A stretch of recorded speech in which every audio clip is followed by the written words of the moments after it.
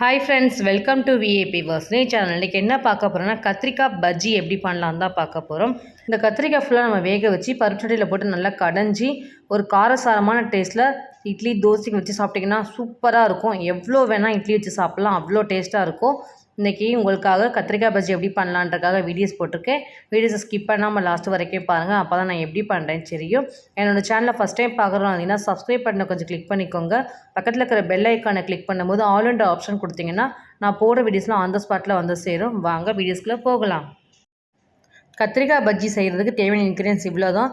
சிம்பிளான முறையில் ஒரு ஸ்பைசியான ஒரு கத்திரிக்காய் பஜ்ஜி செய்ய போகிறோம். நல்ல ஒரு டேஸ்ட்டாகவும் இருக்கும். நம்ம ஒரு 1/4 கிலோ கத்திரிக்காய் எடுத்துக்கிறோம். அதே அளவு காரமான அளவுக்கு பச்சை மிளகாய் எடுத்துக்க போகிறோம். 2 வெங்காயம் நல்லா பெருசாக பொடிசாக நறுக்கி எடுத்து வச்சுருக்கோம். ஒரு தக்காளி பொடிசாக நறுக்கி எடுத்து வச்சுருக்கோம். தேவையான அளவுக்கு பூண்டு, தேவையான அளவுக்கு உப்பு, கருவேப்பிலை, கொத்தமல்லி, ஒரு எலுமிச்சப்பழம் சைஸில் புளி, மஞ்சள் பொடி எடுத்துக்க ஒரு 1/2 டீஸ்பூன். இதெல்லாம் நம்ம ஒன்று ஒன்றா குக்கரில் போட்டு வேக வைக்க தான் போகிறோம். ஃபஸ்ட்டு குக்கரை எடுத்துக்கலாம். நம்ம எடுத்து வச்சுக்க ஒவ்வொரு பொருளாக போட்டு நம்ம வேக வைக்க போகிறோம். நம்ம நறுக்கி வச்சா 2 வெங்காயம், பெரிய வெங்காயம் நறுக்கி வச்சுக்கணும். நறுக்கின வெங்காயம் சேர்த்துக்கலாம். நம்ம போடுற பச்சை மிளகா தான் காரமே, அதனால் பச்சை மிளகா நிறைய சேர்த்துக்கலாம். நறுக்கி வச்சு தக்காளி சேர்த்துக்கலாம். நம்ம குக்கரில் போட்டு விசில் தான் விட போகிறோம், அதனால் நமக்கு பெருசாகவே நறுக்கி வச்சுக்கலாம்.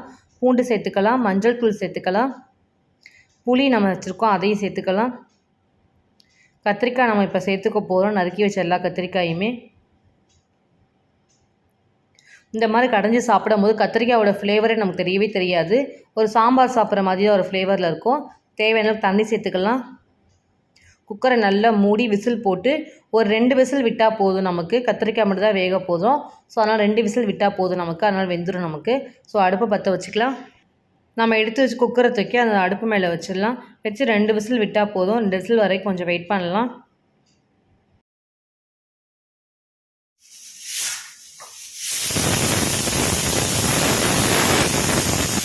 2 விசில் கிட்ட வந்துச்சு. அடுப்பை ஆஃப் பண்ணிவிடுவோம். ஏர்லாம் ரிலீஸ் ஆனதுக்கப்புறம் குக்கரை ஓப்பன் பண்ணி பார்க்கலாம். கத்திரிக்காய் நல்லா நம்ம குக்காக இருக்குது.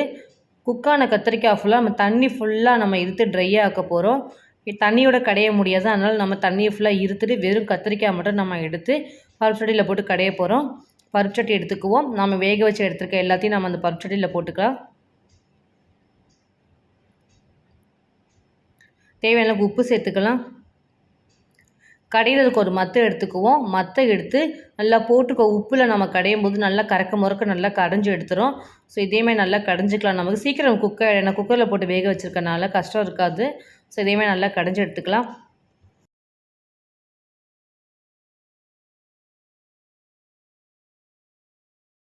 கடைஞ்சி எடுத்தாச்சு. இப்போ நம்ம தண்ணி எடுத்து வச்சுக்கலாம். அந்த தண்ணியை ஃபுல்லாக நம்ம அந்த கடைஞ்சி வச்சுக்க நம்ம ஊற்றிக்கலாம். ஊற்றி நல்லா ஃபுல்லாக மிக்ஸ் பண்ணிக்க போகிறோம். தாளித்து கொட்ட வேண்டியது தான். அவ்வளோதான், நம்ம பண்ண கத்திரிக்காய் பஜ்ஜி ரெடி ஆகிடுச்சு.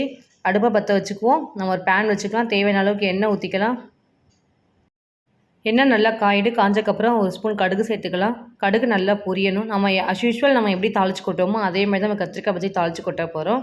நம்ம எடுத்து வச்சுக்க கருவேப்பிலையை சேர்த்துக்கலாம். கருவேப்பிலையை சேர்த்து நம்ம அந்த போட்ட கடுகில் நல்லா தாளிக்க போகிறோம். தாளித்ததுக்கப்புறம் நம்ம ஆல்ரெடி கத்திரிக்காய் பஜ்ஜி ரெடி ஆகிடுச்சு. அந்த ரெடியான பஜ்ஜியில் நம்ம தாளித்த கத்திரிக்காய் பஜ்ஜியில் நம்ம சேர்த்துக்கலாம். கொத்தமல்லி இலையை போட்டதுக்கப்புறம் தாளித்து கொட்டிங்கன்னா நல்ல ஒரு ஃப்ளேவர் இருக்கும். நம்ம கொத்தமல்லி இலையை நல்லா போட்டு தாளித்ததுக்கு நல்ல ஸ்மெல்லு கொடுக்கும். ஸோ நம்ம கொத்தமல்லி இலையை போட்டதுக்கப்புறம் தாளித்து நம்ம அதெல்லாத்தையும் சேர்த்துக்கலாம். சேர்த்ததுக்கப்புறம் கரண்டி வச்சு மிக்ஸ் பண்ணிக்கலாம். சூப்பராக இருக்கும் இந்த கத்திரிக்காய் பஜ்ஜி. நல்ல காரத்துக்கு ஏற்ற மாதிரி பச்சை மிளகா போட்டுக்கலாம். நல்ல ஸ்பைஸியாகவும் இருக்கும். ஒரு புளிப்பும் காரமும் சேர்ந்த ஒரு கத்திரிக்காய் பஜ்ஜி செம்ம டேஸ்ட்டில் இருக்கும்.